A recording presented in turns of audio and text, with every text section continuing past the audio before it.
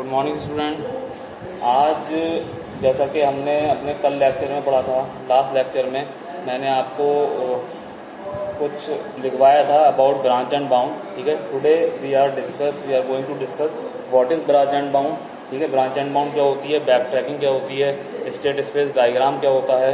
ठीक है ना, आज हम वो पढ़ेंगे। ठीक है, सबसे पहला मेरा टॉपिक है ब्रांच एंड बाउंड। ठीक है, लास्ट टाइम मैंने आपको ब्रांच एंड बाउंड में जब आपको डेफिनेशन लिखवाई थी तो मैंने आपको बताया था कि ब्रांच एंड बाउंड एक सिंपली एक प्रॉब्लम सॉल्विंग स्ट्रेटजी है जिसके अंदर आप ऑप्टिमाइजेशन प्रॉब्लम्स को सॉल्व करते हो। ठीक है, optimization problems means like optimization problem में भी आपकी मिनिमाइजेशन प्रॉब्लम। ठीक है, ऑप्टिमाइजेशन प्रॉब्लम सिंपल वो प्रॉब्लम्स होती हैं जिसके अंदर आप मिनिमम या मैक्सिमम रिजल्ट रिक्वायर्ड होता है। ठीक है, जनरली जो हमने पढ़ा था ग्रीडी अप्रोच और डायनामिक अप्रोच, उसके अंदर क्या था कि आप ऑप्टिमाइजेशन प्रॉब्लम को सॉल्व करते थे, but you can solve both problems like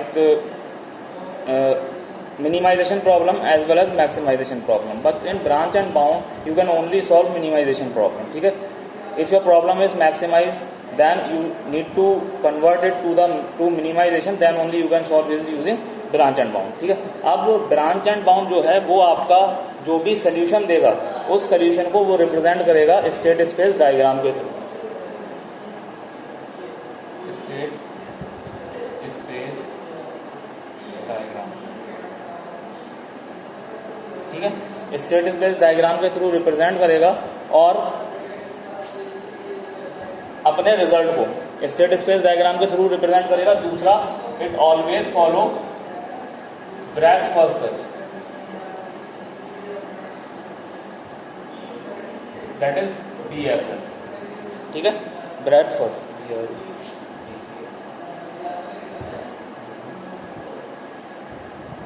breath first search. ठीक है, BFS को फॉलो करेगा और आपका जो भी रिजल्ट होगा वो स्टेट स्पेस डायग्राम के थ्रू रिप्रेजेंट करेगा। ठीक है, अब मेन चीज है कि आपका स्टेट स्पेस डायग्राम बनेगा कैसे। ठीक है, वो हम देखते हैं।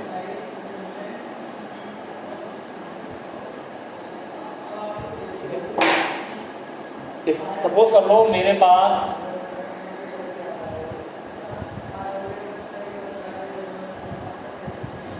पास ये 4 जॉब्स हैं। ठीक है, अब इन 4 जॉब्स को मुझे सॉल्व करना है।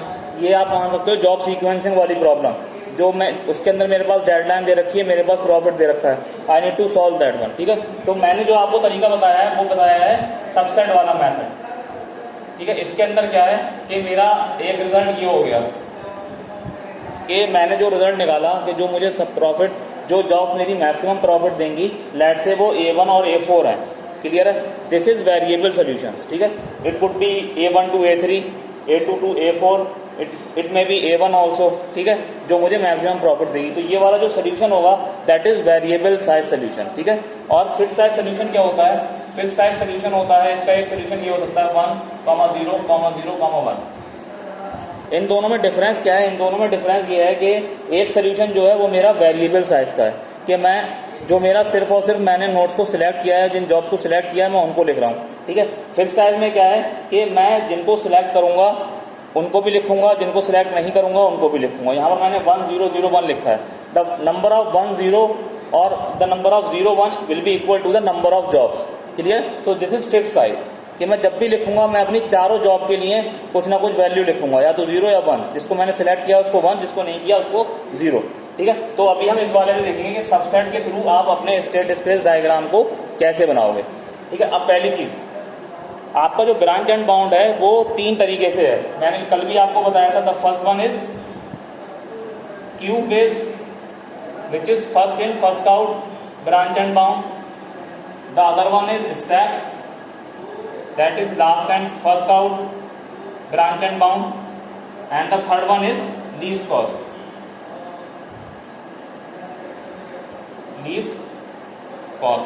ठीक है, या इसको आप बोलते हो LC ब्रांच एंड बाउंड। ठीक है, मेरे पास 3 तरीके के ब्रांच एंड बाउंड टेक्निक्स हैं, एक तो क्यू, दूसरी स्टैक, तीसरी least cost branch and bound.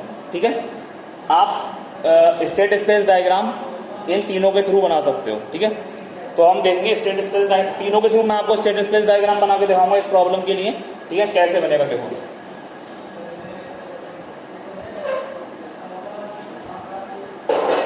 Late से मेरे पास ये ट्री है, ठीक है, A1 A2 A3 and A4, ठीक है, दिस इज 2 3 4 5, ठीक है। मैंने अपने पहले लेवल में अपनी चारों जॉब्स को कंसीडर कर लिया, ठीक है।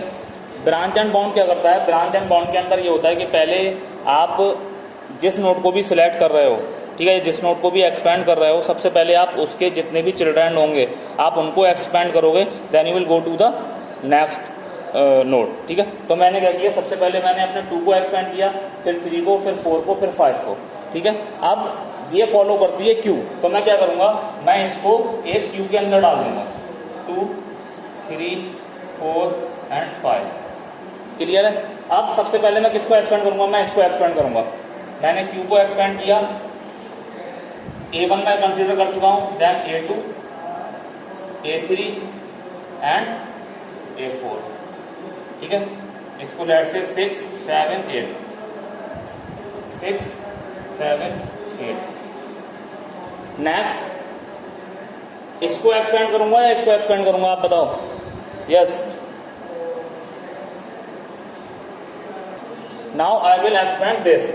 A1 A2 is already there, A3 and A4, sorry A4, this is 9, this will be 10, 9 and 10, third explore, then 4, this is 11,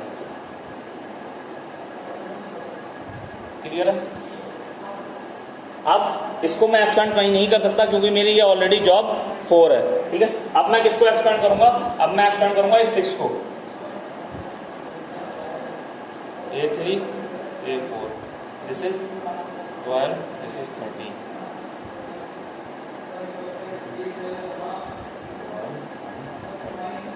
this 6 expand. Now I will expand this. This will be 14 A4. This is 14. ठीक है, this is already, इसको मैं करूंगा नहीं, A3 A4 15, ठीक है। इसको भी नहीं करूंगा, इसको भी नहीं करूंगा, इसको भी नहीं करूंगा, ठीक है। Further I will do this A4 and this is 16,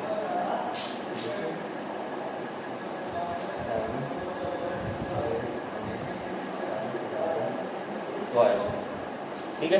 मैंने इसको भी एक्सपेंड कर दिया। अब आप देखो, जब मैं इसका रिजल्ट शो करूंगा तो मैं रिजल्ट कैसे शो करूंगा, सपोज कर लो मैंने ये वाली नोट पकड़ी, तो A3 A4 is the last note, तो मेरा सोल्यूशन क्या हो गया, A3 एंड A4। अगर मैं इसको देखता हूं तो A4, इसको देखूंगा तो A2 और A4, A2 A3 A4, A1 A4, A1 A3 A4, A1 A2 A3 A4।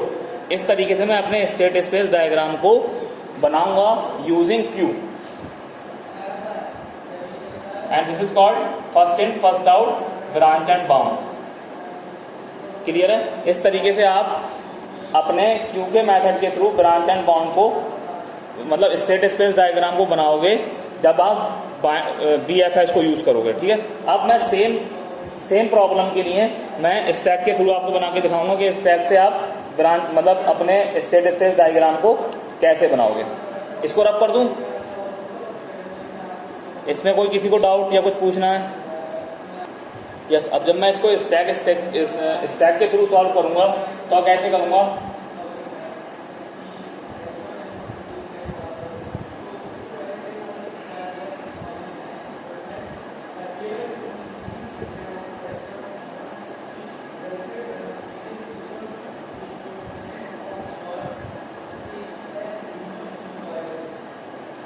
ठीक है।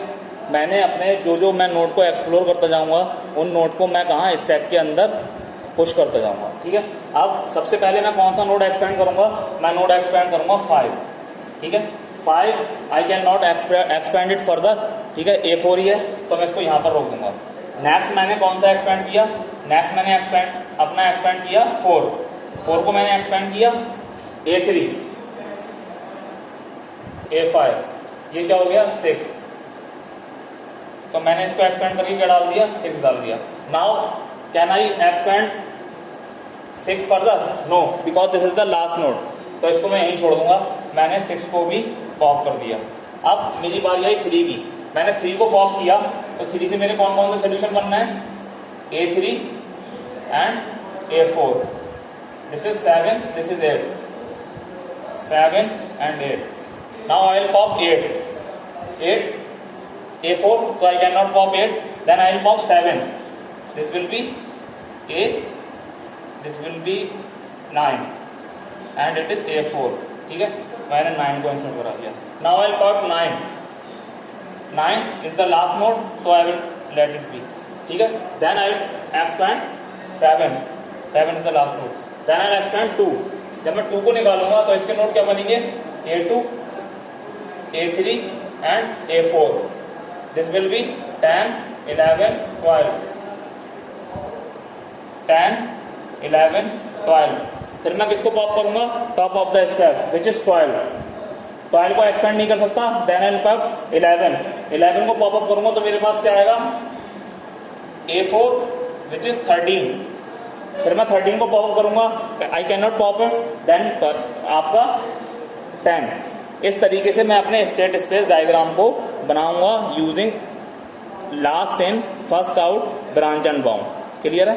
अब जो मेरा लास्ट है वो है मेरा least cost branch and bound, ठीक है, जिसको हम मोस्टली यूज करते हैं, ठीक है। अब आप वो देखो कैसे बनेगा। इसको रफ कर दूं, सिंपल है, इसमें कोई बहुत ज्यादा वो चीज नहीं है। आपको सिर्फ और सिर्फ ट्री बनाना है यूजिंग स्टैक और यूजिंग क्यू। जब हम इसकी प्रॉब्लम देखेंगे उस टाइम पे हम समझेंगे। अब जो मेरा आता है that is least cost, least cost branch and bound. इसका आप ट्री कैसे बनाओगे, सपोज कर लो मेरे पास सबसे पहला नोड है, ठीक है। मैं अपने पहले नोड को मान के चलता हूं कि इसकी कॉस्ट जो है वो इन्फिनिटी है, ठीक है। मैंने इसकी कॉस्ट को इन्फिनिटी मान लिया, ठीक है। फिर मैंने एक्सप्लोर करा अपना A1, A2, A3 and A4। Clear है। लेट से A1 की कॉस्ट मेरी थी 15, A2 की कॉस्ट थी मेरी लेट से 12, इसकी कॉस्ट थी 10, इसकी कॉस्ट थी 18, ठीक है। अब as its name suggest least cost, आपको वो नोट सिलेक्ट करना है जिसकी कॉस्ट क्या हो, सबसे कम हो। तो मेरे पास इसकी कॉस्ट सबसे कम है, तो आई will expand this, this will B A4, 2, 3, 4, 5, this will B 6, ठीक है। मैं उस नोट को सिलेक्ट करूंगा कि जिसकी कॉस्ट सबसे कम होगी, ठीक है। तो I will select this one. अगर मैं इसको फर्स्ट इन फर्स्ट आउट या क्यू के थ्रू करता तो मैं क्या करता, तो मैं सबसे पहले इस वाले नोड को ट्रैवर्स कर एक्सप्लोर करता, फिर इस वाले नोड को एक्सप्लोर करता, फिर इसको। और अगर स्टैक वाला फॉलो करता तो मैं सबसे पहले इसको, क्योंकि टॉप ऑफ द स्टैक ये होता, तो मैं इसको एक्सप्लोर करता, फिर मैं इसको करता एक्सप्लोर, ऐसे करके मैं चलता। बट लीस्ट कॉस्ट के अंदर क्या है, जिसकी कॉस्ट सबसे मिनिमम है we will expand it first, ठीक है। तो मैंने सबसे पहले इसको एक्सपेंड कर दिया। अब लेट से इसकी कॉस्ट आई 9, तो फिर मैं फर्दर इसको एक्सप्लोर करूंगा, ठीक है। या सपोज कर लो मेरे पास यहाँ पर 2 होते, इसकी कॉस्ट होती 8, इसकी कॉस्ट होती 9, तो फिर मैं इसको एक्सप्लोर करता। जिसकी कॉस्ट लीस्ट होगी, least cost branch and bound के अंदर आप उसको एक्सप्लोर करोगे। क्लियर है। और दूसरी चीज, जब आप लीस्ट कॉस्ट एंड कॉस्ट को यूज करते हो तो it gives you the minimum result, ठीक है। अब आप देख लो, अगर आप इसको first in sir in same cost we can take any one, yes, ठीक है। अगर आपके पास सेम कॉस्ट है तो आप किसी भी एक को ले सकते हो। उसके बाद जब आप उसको एक्सपेंड करोगे तो वो डिसाइड होगा कि भाई आपके पास जो चाइल्ड आए हैं उनकी कॉस्ट क्या है, ठीक है। वो हम देखेंगे अभी आगे जब मैं आपको एग्जाम्पल कराऊंगा, ठीक है। तो least cost and branch and bound आपको मिनिमम रिजल्ट देता है, यानी कि ऑप्टिमाइज रिजल्ट देता है, ठीक है। अब आप सेम एग्जाम्पल देख लो। अगर मैं सेम एग्जाम्पल को फर्स्ट इन फर्स्ट आउट या लास्ट इन फर्स्ट आउट के थ्रू करूं तो मुझे सारे नोट्स को एक्सप्लोर करना पड़ेगा 1 by 1, ठीक है। स्टैक के थ्रू भी और आपके क्यू के थ्रू भी। But in this case I am taking the one which have minimum cost of all, ठीक है। सर एलसी एक बार और रिपीट कर दो। ठीक है, मैं बताता हूँ।